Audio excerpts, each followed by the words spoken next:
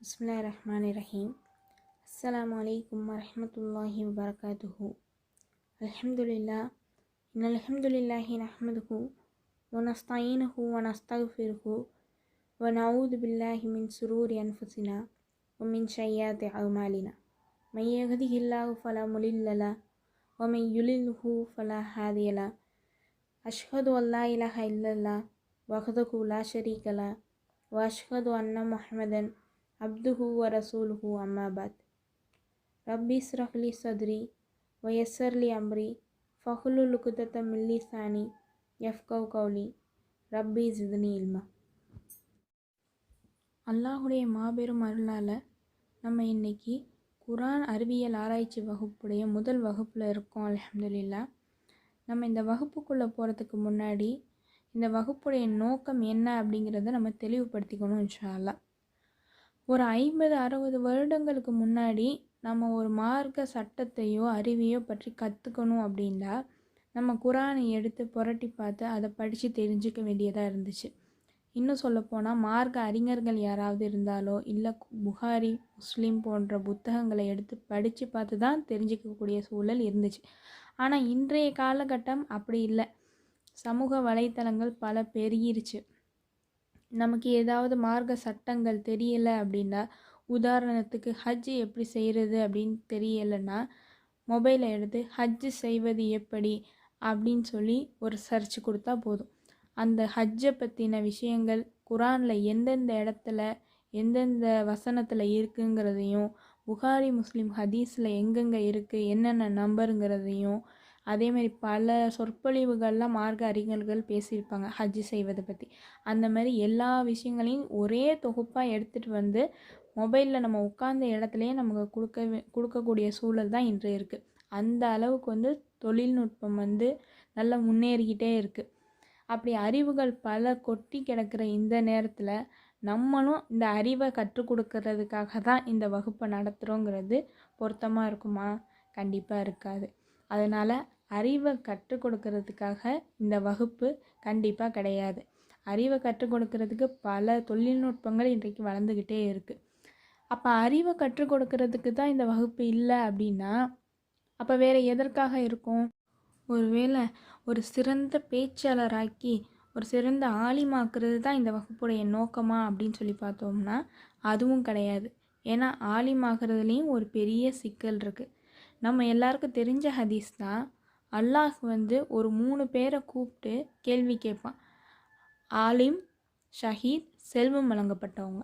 இவங்க 3 பேரையும் அல்லாஹ் என்ன கேள்வி கேட்பான்? உனக்கு நான் கல்வியை கொடுத்தனே, உனக்கு நான் வலிமையை கொடுத்தனே, உனக்கு நான் செல்வத்தை கொடுத்தனே, 3 பேரும் என்ன பண்ணீங்க? நான் கொடுக்கப்பட்டதை வச்சு நீங்கள் என்னென்ன செஞ்சீங்க அப்படின்னு சொல்லிட்டு 3 பேரையும் பார்த்தா அல்லாஹ் கேள்வி கேட்பான்.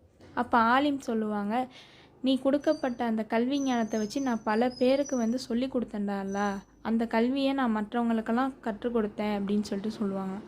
அதுக்கப்புறம் ஷஹீது சொல்லுவாங்களாம், நீ கொடுத்த அந்த வலிமையை வச்சு நான் போரிட்டேன்டா அல்லாஹ், உன்னுடைய பாதையில் நான் போரிட்டேன் அப்படின்னு சொல்லி சொல்லுவாங்க. செல்வம் வழங்கப்பட்டவங்க நீ கொடுத்த அந்த செல்வத்தை வச்சு நான் பலருக்கு தான தர்மம்லாம் பண்ணேன்டா அல்லாஹ் அப்படின்னு சொல்லி சொல்லுவாங்களாம். அல்லாஹ் இந்த 3 பேரோட பதிலையுமே நிராகரிச்சிருவானாம். ஆலிமை பார்த்து சொல்லுவானா, நீ கல்வி ஞானத்தை வச்சு மற்றவங்களுக்கு சொல்லி கொடுத்த, ஆனால் உன்னைய பிறர் நல்லா சொல்லி கொடுக்குறாங்க, நல்ல ஆலிம் இவர் அப்படின்னு சொல்லி சொல்லணும், பிறர் மெச்சிக்கணும் அப்படிங்கிறதுக்காக தானே நீ செஞ்ச. அந்த கூலி உனக்கு அங்கேயே வழங்கப்பட்டுருச்சு. நீ எதற்காக அந்த விஷயத்தை செஞ்சியோ, எதற்காக கற்றுக் கொடுத்தியோ அந்த கூலி உனக்கு கிடச்சிருச்சு. இப்போ இது அதற்கான கூலியை நான் இங்கே உனக்கு வழங்க மாட்டேன் அப்படின்னு சொல்லி ஆலிமையும் சரி, ஷஹீதையும் சரி, செல்வம் வழங்கப்பட்டவங்க இவங்க 3 பேரையுமே உங்களுக்கான கூலி உங்களுக்கு அப்பயே கொடுக்கப்பட்டுருச்சுன்னு சொல்லி முகம் குப்புற நரகத்தில் தள்ளிடுவானா அல்லாஹ். அப்போது ஒரு ஆலிமாகிறதுல எவ்வளோ பெரிய ஆபத்து இருக்குங்கிறத இதை பார்த்து நம்ம தெரிஞ்சுக்கணும். அல்லாஹ் தான் நம்மளை பாதுகாக்கணும் இன்ஷா அல்லாஹ். அப்போது இந்த வகுப்பினுடைய நோக்கம் அறிவை கற்றுக் கொடுக்கறதுக்கும் கிடையாது, நம்மளை ஒரு ஆலிமாக்கிறதுக்கும் கிடையாது, ஒரு பேச்சாளர் ஆக்கிறதுக்கும் கிடையாது, குரானை எப்படி ஓதணும் அப்படிங்கிறதுக்கும் கிடையாது. அப்போ இந்த வகுப்புடைய உண்மையான நோக்கம்தான் என்ன? அப்படின்னு பார்த்தோம்னா மாற்றம் தான் இந்த வகுப்பினுடைய நோக்கமே. நம்மளுடைய வாழ்க்கை மாற்றம்தான் இந்த வகுப்பினுடைய நோக்கமாக இருக்குது.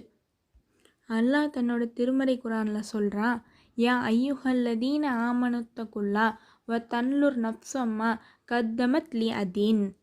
நம்பிக்கை கொண்டோரே, அல்லாஹ்வை அஞ்சுங்கள், மறுமைக்காக தாம் செய்த வினையை ஒவ்வொருவரும் கவனிக்கட்டும் அப்படின்னு சொல்லிட்டு தன்னுடைய திருமறையில் சொல்கிறான். அப்போது நம்ம மறுமைக்காக நம்மளுடைய வாழ்க்கை மாற்றத்திற்காக இந்த ஒரு வகுப்பில் இணைஞ்சிருக்கோம்.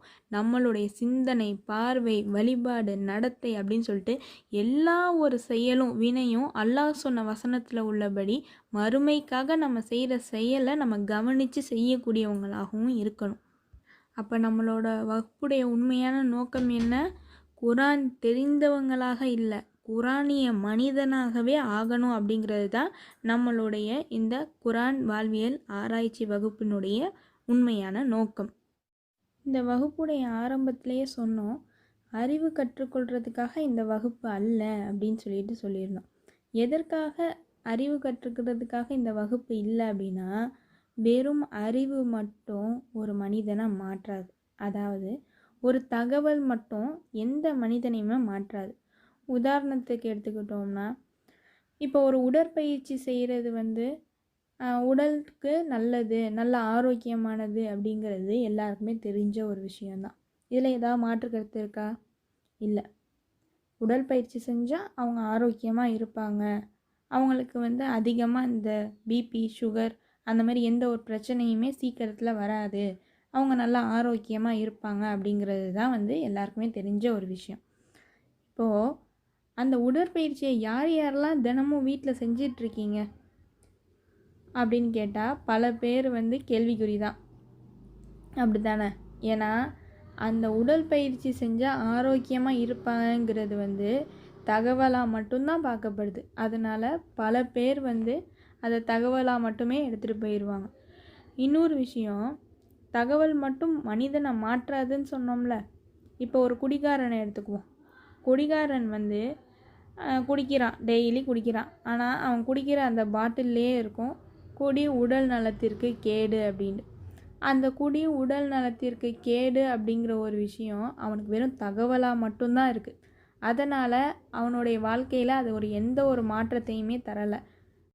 இந்த மாதிரி தகவல் மட்டும் ஒரு மனிதனை மாற்றாது அப்படிங்கிறதுக்கு உதாரணத்தை சொல்லிக்கிட்டே போகலாம். அதேமாரி குரானை மேலோட்டமாக படிச்சுட்டு அதன்படி நடக்காமல் இருக்காங்கல்ல, அவங்கள பார்த்து அல்லாஹ் ஒரு உதாரணமாகவே சொல்லி காட்டுறான். மசலுல்லதீன ஹும்மிலு தௌராத்த சும்மல்லம் யஹ்மிலுஹா கமசலில் ஹிமார். தௌராத் சுமத்தப்பட்டு பின்னர் அதை சுமக்காமல் அதன்படி நடக்காமல் இருந்தவருக்கு உதாரணம் ஏடுகளை சுமக்கும் கழுதையை போன்றது அப்படின்னு அல்லாஹ் தன்னுடைய திருமறை குரானில் 62வது அத்தியாயம் 5வது வசனத்தில் சொல்லி காட்டுறான். இப்போ தௌராத்தை மூசா நபி சமுதாயத்துக்கு அல்லாஹ் கொடுத்தான். ஆனால் அந்த சமுதாய மக்கள் என்ன பண்ணாங்க? அதை பார்த்தாங்க, படித்தாங்க, தெரிஞ்சுக்கிட்டாங்க. ஆனால் அதன்படி அவங்க நடந்துக்கலை. அந்த நடந்துக்காமல் இருந்தவங்களுக்கு அல்லாஹ் எதை உதாரணமாக காட்டுறான்? ஏடுகளை சுமக்கும் கழுதையை போன்றதுன்னு சொல்லிட்டு அல்லாஹ் உதாரணமாக்கி காட்டுறான். இன்னும் அல்லாஹ் கேட்குறான், வேதத்தை படித்து கொண்டே உங்களை மறந்துவிட்டு மக்களுக்கு நன்மையை ஏவுகிறீர்களா? நீங்கள் சிந்திக்க வேணாமா அப்படின்னு சொல்லிட்டு அல் குரான் 2வது அத்தியாயம் 44வது வசனத்தில் அல்லாஹ் சொல்லி காட்டுறான். இந்த குரான் வசனத்திற்கு ஏற்றது மாதிரி ஒரு ஹதீஸும் இருக்கும். சொர்க்கவாசிகள் நரகவாசிகளை பார்க்க போகும்போது ஒரு சாரார் என்ன பண்ணுவாங்கன்னா, நரகத்தில் தன்னுடைய குடல் வெடித்து அந்த குடல் வழியாக அதை செக்கு இழுக்கிற மாதிரி இழுத்துட்டு தன்னுடைய குடலால் செக்கு இழுத்துட்டு இருப்பாங்களாம். அவங்கள பார்த்து சொர்க்கவாசிகள் கேட்பாங்களாம், நீங்கள் தானே எங்களுக்கு நன்மையை ஏவுனீங்க, நீங்கள் சொல்கிற நன்மையை வச்சு நாங்கள் அதை கடைப்பிடிச்சு தான் நாங்கள் இன்றைக்கி சொர்க்கத்தில் இருக்கோம், ஆனால் நீங்கள் என்ன நரகத்தில் இருக்கீங்க அப்படின்னு சொல்லிட்டு கேட்பாங்களாம். ஆனால் அதுக்கு நரகவாசிகள் சொல்லுவாங்களாம், நாங்கள் உங்களுக்கு நன்மையை சொன்னோம், ஆனால் அந்த நன்மையை நாங்கள் செய்யலை, உங்களை தீமையிலேருந்து நாங்கள் தடுத்தோம், ஆனால் நாங்கள் அந்த தீமையை செஞ்சிட்ருந்தோம், அதனால தான் எங்களுக்கு இந்த நிலை அப்படின்னு சொல்லிட்டு அந்த நரகவாசிகள் வேதனைப்பட்டு இருப்பாங்களாம். இந்த குரான் வசனம், இந்த ஹதீஸ் எல்லாத்தையும் பார்த்து நம்ம படிப்பினை பெற வேண்டிய விஷயம் என்ன அப்படின்னா, வெறும் அறிவை மட்டும் வச்சுட்டு நம்மளால் மாற முடியாது. நம்மளுடைய குரானில் கூறப்பட்டிருக்கிற ஒவ்வொரு கட்டளைக்கு பின்னாடியும் என்ன சொல்லியிருக்காங்கங்கிறத ஆழ்ந்து சிந்திக்கக்கூடியவங்களாக நம்ம இருக்கணும். குரானை மட்டும் ஓதிட்டு போகிறது அப்படிங்கிறது கடலில் மீன் பிடிக்கிறதுக்கு சமம். போனோன்னே கடலில் வலையை போடுவாங்க, மீனை பிடிப்பாங்க, எடுத்துகிட்டு வந்துட்டு அதோட பலனை அனுபவிச்சுட்டு போயிட்டே இருப்பாங்க. ஓதுறவங்களுக்கு நன்மை மட்டும் கிடச்சிட்டே இருக்கும். இதே குரானிய மனிதனாக வாழ்கிறதுக்கு உதாரணம் எதுனா, ஆழ்கடலில் முத்து எடுக்கிறதுக்கு சமம். முத்துடைய மதிப்பு வேறு. நம்ம கடலில் மீனை மட்டும் எடுத்துகிட்டு வர போகிறோமா இல்லை முத்தை எடுக்க போகிறோமாங்கிறது நம்ம கையில் தான் இருக்குது. இந்த உலகம் எத்தனையோ ஒரு புரட்சிகளை கண்டிருக்கு. புரட்சினா என்னென்னா, அப்படியே வாழ்க்கையை புரட்டி போடுறது அப்படின்னு அர்த்தம். இப்போ இந்த உலகம் கண்ட புரட்சியெல்லாம் உண்மையான புரட்சியா அப்படின்னு பார்த்தா கண்டிப்பாக கிடையாது. எத்தனையோ புரட்சி வந்திருக்கு. இந்த வேலூர் புரட்சி வந்திருக்கு, பசுமை புரட்சி வந்திருக்கு, அந்த மாதிரி பல புரட்சிகள் நடந்துட்டு தான் இருக்குது. இன்றைக்கி வரைக்கும் புரட்சிங்கிற பேரில் என்னென்னமோ சொல்லிட்டு தான் இருக்காங்க. ஆனால் உண்மையான புரட்சி அப்படின்னா புரட்டி போடுதல் அப்படின்னு அர்த்தம். புரட்டி போடுதல்னால் இது வரைக்கும் எப்படி இருந்தாங்களோ அப்படியே அதை திருப்பி புரட்டி போட்டால் அந்த ஏற்கனவே இருந்த விஷயம் ஒன்று கூட புரட்டி போட்டதுக்கு அப்புறம் இல்லாமல் இருக்கிறதுக்கு பேர் தான் புரட்சி அப்படிங்கிறது. அப்படிப்பட்ட புரட்சி இது வரைக்கும் ஏதாவது நடந்திருக்குதான்னு பார்த்தா ஒரே ஒரு புரட்சி தான் நடந்திருக்கு. அது எந்த புரட்சி அப்படின்னா, நபி ஸல்லல்லாஹு அலைஹி வஸல்லம் அவங்களுடைய வாழ்க்கையில் நபித்துவம் கிடைச்சதுக்கு அப்புறம் அவங்களுடைய வாழ்க்கையில் ஏற்பட்ட புரட்சி இருக்கே, சஹாபாக்கள் வாழ்க்கையில் ஏற்பட்ட புரட்சி இருக்கே, அதுதான் உண்மையான புரட்சி.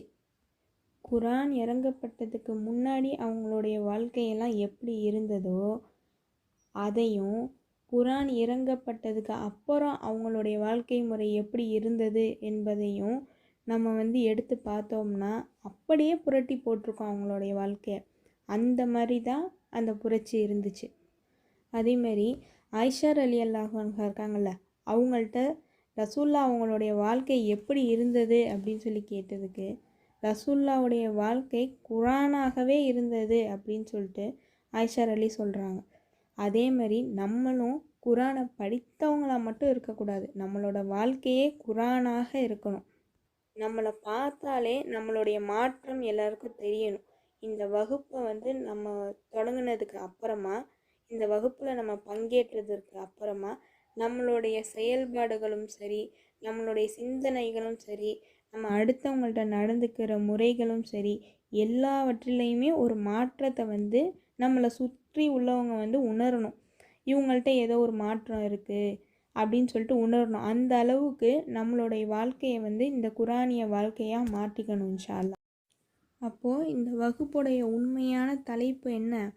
மாற்றமே நோக்கம், வாழ்க்கை மாற்றம், சிந்தனை மாற்றம், வழிபாடு மாற்றம், நடத்தை மாற்றம், குரானிய மனிதனாக மாறுதல்.